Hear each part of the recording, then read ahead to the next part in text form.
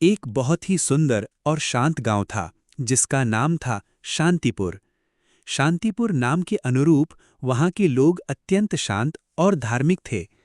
गांव के ठीक बीच में एक पुराना और गहरा कुआं था जो सदियों से गांव वालों की प्यास बुझाता आ रहा था। एक बार भयंकर गर्मी पड़ी और कुएं का जल स्तर इतना नीचे चला गया कि गांव वालों को उसे साफ करने की जरूरत महसूस हुई। जब गांव के कुछ युवा श्रमिक कुएं की सफाई कर रहे थे तो उन्हें कुएं की गहराइयों में एक विशाल पत्थर जैसा कुछ महसूस हुआ। जब उन्होंने उसे ध्यान से देखा और चारों तरफ की मिट्टी हटाई तो उनकी आंखें चकाचौंध हो गई। वहां एक प्राचीन और अद्भुत हनुमान जी की मूर्ति थी जो स्वयं प्रकाश से जगमगा रही थी। गांव वाले यह देखकर हैरान रह गए। उन्होंने बड़ी श्रद्धा और उत्साह के साथ उस मूर्ति को कुएं से बाहर निकाला और गांव के प्राचीन शिव मंदिर में विधिवत स्थापित किया। उस दिन से शांतिपुर गांव में एक जादुई बदलाव आया।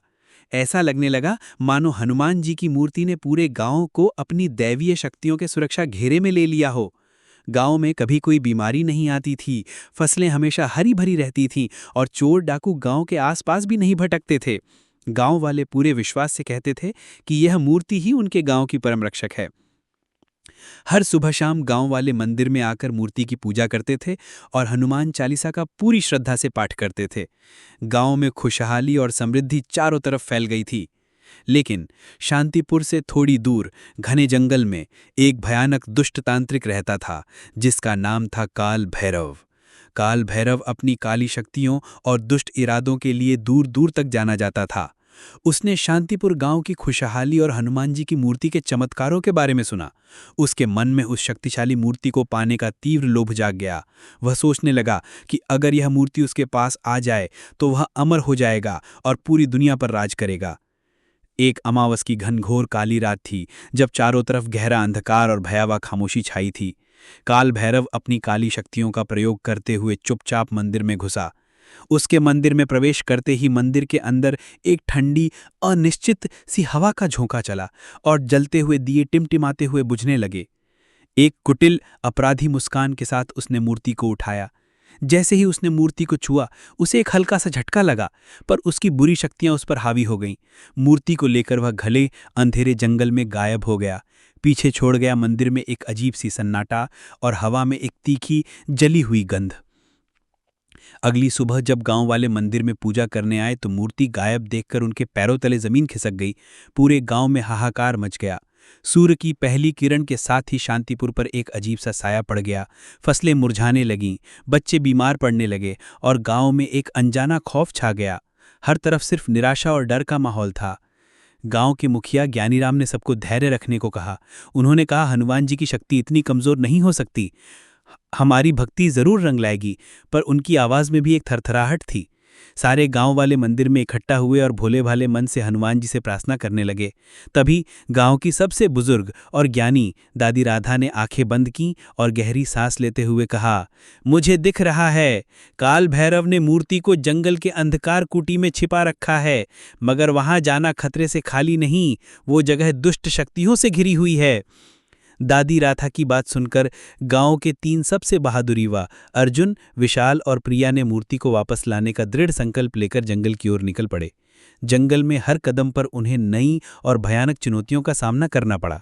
घनी कांटेदार झाड़ियां, अंधेरे, भूल भुलैया जैसे रास्ते और काल भैरव के बिखरे हुए काले जादू के निशान जो उन्हें डराने और भटकाने की हर संभव कोशिश कर रहे थे। एक जगह उन्हें रास्ते में एक विशाल फूफकारता हुआ सांप मिला जो उनका रास्ता रोक रहा था, पर अर्जुन ने अपनी हिम्मत और सूझबूझ से उसे भगाया। प्रिया अपनी बुद्धिमत्ता से गुप्त निशानों और पहेलियों को समझती रही और विशाल अपनी ताकत से रास्ते की बड़ी बड़ी रुकावटों को हटाता रहा। अंत में वे अंधकार कुटी तक पहुंचे जहां काल भैरव मूर्ति को अपने पूर्ण नियंत्रण में लेने के लिए एक भयानक अनुष्ठान कर रहा था। कुटी के अंदर से एक भयंकर चीख और काली शक्तियों का एक घना घेरा बना हुआ था। जैसे ही वे अंदर घुसे, काल भैरव ने उन पर अपने काले जादू से जोरदार हमला किया। बिजली सी चमकती शक्तियों के गोले उनकी तरफ बढ़े, पर अर्जुन ने बिना डरे पूरी श्रद्धा से हनुमान चालीसा का तेज जाप करना शुरू कर दिया और उसकी आवाज में एक ऐसी दैवीय शक्ति थी कि काल भैरव का जादू कमजोर पड़ने लगा। विशाल ने अपनी पूरी ताकत से एक बड़े पत्थर को धकेलकर काल भैरव का ध्यान भटकाने और उसे रोकने की कोशिश की, जबकि प्रिया ने तेजी से आगे बढ़कर मूर्ति को पकड़ लिया। जैसे ही प्रिया ने मूर्ति को छुआ, मूर्ति से एक अत्यंत तीव्र और पावन प्रकाश निकला जो काल भैरव की समस्त काली शक्तियों को पल भर में जला रहा था। काल भैरव दर्द से चीख उठा, उसकी आवाज़ जंगल में गूंजने लगी। मूर्ति इतनी ज़्यादा शक्तिशाली हो गई थी कि काल भैरव उसे बिल्कुल भी नियंत्रित नहीं कर पाया। अपने प्राण बचाने के लिए काल भैरव डर के मारे घने जंगल में गायब हो गया, कभी वापस न आने के लिए। अर्जुन, विशाल और प्रिया सकुशल मूर्ति को वापस गांव ले आए। शांतिपुर गांव में एक बार फिर उत्सव और आनंद का माहौल था। सूर्य की किरणें वापस तेज चमकने लगीं, बीमार लोग स्वस्थ होने लगे और मुरझाई हुई फसलें फिर से हरी भरी हो गईं। गांव वाले समझ गए थे कि हनुमान जी ने स्वयं उनकी रक्षा की है और उनकी दैवीय शक्ति हमेशा उनके साथ है। उस दिन के बाद से गांव वाले और भी अधिक श्रद्धा और विश्वास के साथ हनुमान जी की पूजा करने लगे और शांतिपुर हमेशा खुशहाल और सुरक्षित रहा। जय हनुमान।